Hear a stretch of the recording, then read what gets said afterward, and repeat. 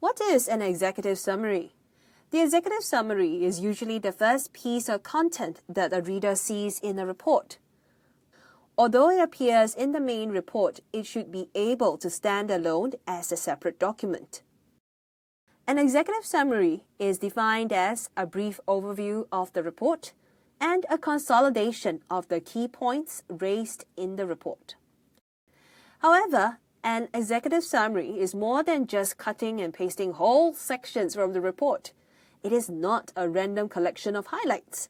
Your reader doesn't have the time and energy to wade through too much irrelevant information. Your executive summary should pique the interest of the reader to read the main report. To get a good idea of what will be interesting to your reader, you should write the entire report first and the executive summary last. Not only that, your executive summary should be 10% of your entire total word count of your main report. Note that the word count of the executive summary doesn't add to the total word count of your main report. The reader should be able to understand your main points and the supporting evidence without having to read the entire report. Paraphrase sentences where necessary to save the word count, but be careful not to lose the essence of your main points.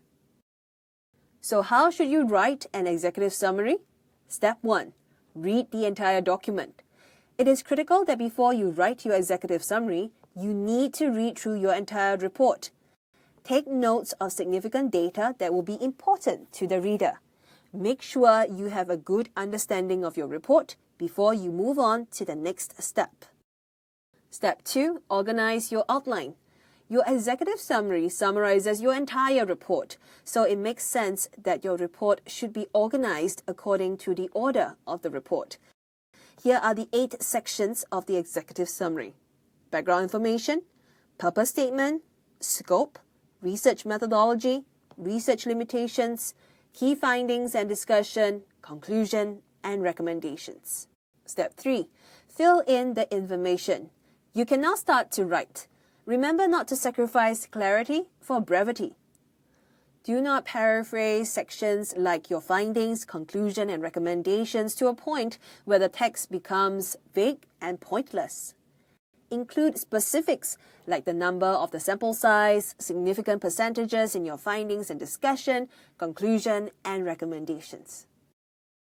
Step 4. Review the executive summary. After writing, you can either wait at least a day to reread it or pass it to someone who hasn't seen it to read it.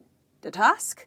To check if the summary will be able to convey the necessary information to inspire the reader to look into the main report.